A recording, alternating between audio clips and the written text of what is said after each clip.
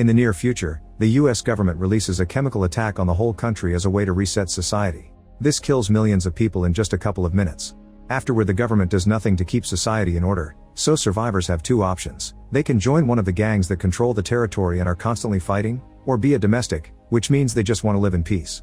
A few months after the attack, domestic couple Mark and Nina are loading their car because they'll travel to Milwaukee to find Nina's parents. Mark's friend warns him of the dangers on the road, but Mark insists he must go to support Nina because he still loves her even though they were considering getting a divorce before the attack. During the trip they listen to a radio host who reminds domestics to stay away from the freeways, keep an eye out for snipers, and shoot anyone dressed like a ghost because they're part of the Sheets gang. Sometime later the car starts to malfunction, so they stop at an abandoned garage. While Mark is working on the vehicle, three men enter the shop. They don't see the couple in the other room, so Mark very carefully moves to get back in his car. Suddenly a truck bursts into the shop and the drivers of the Sheets gang open fire to kill the three men. It takes Mark a few tries to start the car and the noise gets the Sheets' attention, but luckily the vehicle finally gets going and the couple drives away right before the Sheets can hurt them. On the radio, they learn that the Sheets are in a turf war with the Nailers. Late in the afternoon, they decide to stop at an abandoned house to spend the night. Nina searches for supplies while Mark checks every room just in case, eventually finding a dead couple in the bedroom. The bloodstains show they were attacked and mutilated before their death, so Mark covers the bodies as a last merciful gesture. Then Nina tries to contact her mom using an old radio, but nobody answers. That night Mark updates his map before going to sleep with Nina, unaware that a man outside is watching them.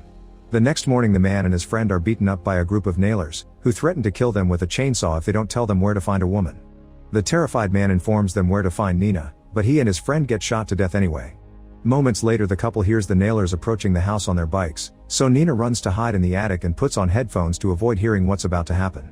When the Nailers enter the house and start searching the rooms, Mark sneaks around with a screwdriver and quickly kills an intruder by stabbing his head from behind. Then he tackles Nailer Dean to the ground and fights him until he manages to stab him in the stomach and an eye to kill him too. Afterward the couple leaves in the car, not noticing someone is watching them. During the trip, they hear on the radio that a person from the Cherry gang is out on the streets saving women and killing anyone who gets in her way. When the couple finds a supermarket, they stop to get supplies only to be found by an armed man. Their fear doesn't last much though, because Nathan takes off his mask and shakes Mark's hand, explaining he was the one watching them to be sure they're friendly. The conversation is interrupted when they hear a car approaching, so the trio runs to hide behind the shelves while the Nailers enter the store to look for Nina. The men barely take a few steps before they're all shot down to death by Nathan's son Steven, who has been hiding behind a counter all along. Afterward Nathan convinces the couple to join his family for dinner and they leave in his tow truck, which is dragging Mark's car. When they're about to exit the parking lot, they're blocked by a gang known as the Plowboys. The leader Jim says they're just patrolling the neighborhood because they heard the Gamblers gang is around. There's a woman called Betsy trapped in the Gamblers truck and Jim reveals she's the Cherry mentioned on the radio, yet he's already taking an interest in Nina.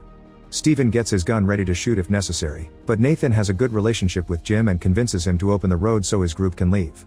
They don't notice they're being watched by Dean, who is alive after all. Later Nina and Mark have dinner with Nathan, his wife, and his two kids. The tension between Nina and Mark while they talk about their life is pretty clear, but Nathan and his wife are affectionate and even dance together. After dinner, Nathan tells Mark the hamburgers they've eaten were made with human flesh. Feeling sick, Mark asks Nathan not to tell Nina the truth and announces they're leaving. However, Nathan forces him to stay with a deadly threat. Suddenly Dean enters the house using Nathan's daughter as a shield. He asks for Nina and Mark, and Nathan agrees to exchange them for his daughter without hesitation. As Dean pushes the girl forward, Steven sneaks around to cut Dean's ankles, causing him to fall and fire his gun. Nathan's wife is shot down as Mark drags Nina away. Then Steven jumps on Dean and starts stabbing him over and over while Dean reaches for his gun.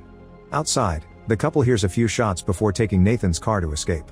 Once they're back on the road, Nina says she doesn't want to travel with Mark anymore and the couple gets into an argument about the situation. The Gamblers see them coming and spin a wheel, which lands on a skull. This means the sniper must open fire. The bullet hits Nina in the shoulder, so Mark immediately turns the car around to return to town. Meanwhile, Nathan calls Jim to tell him he can have the couple.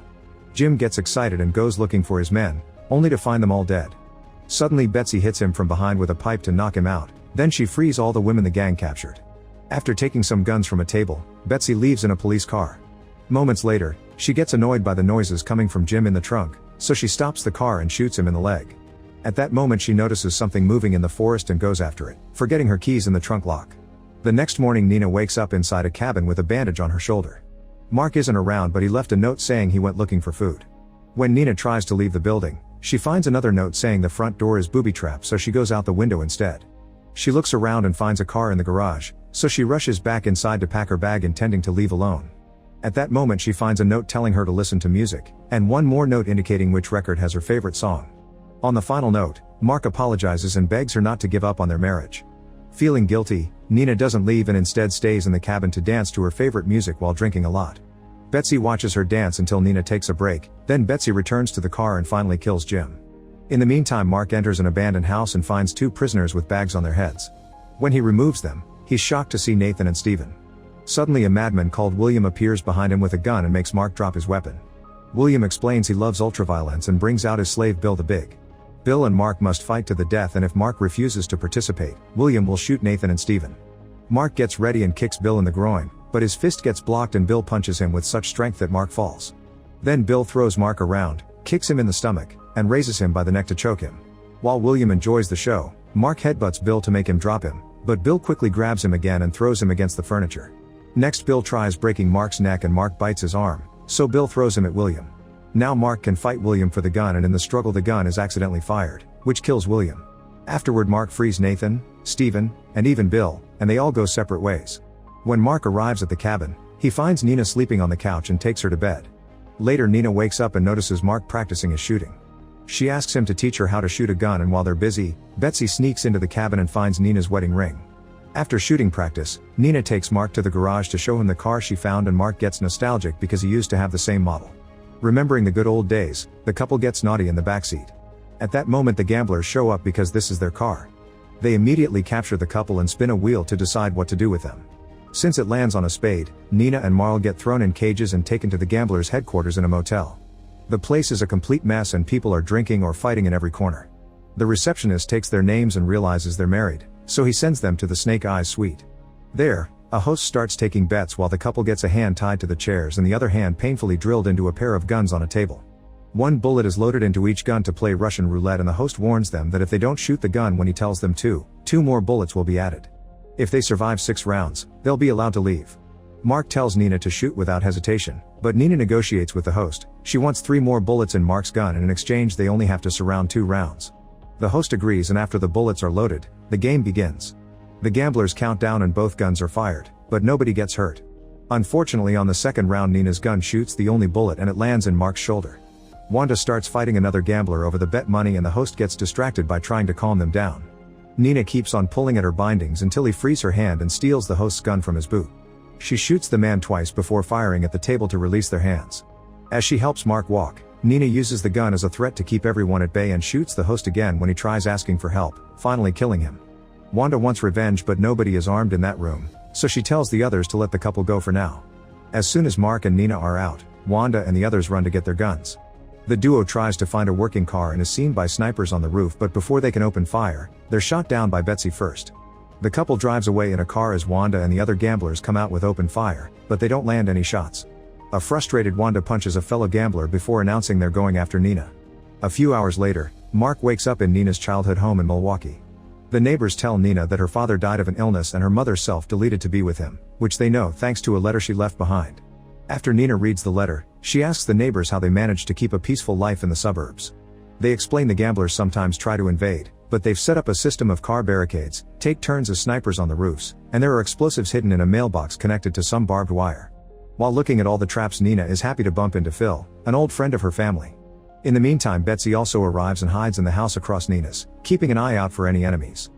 Sometime later, Nina notices Phil talking on a walkie-talkie, and when she tries to get his attention, he runs back into his house.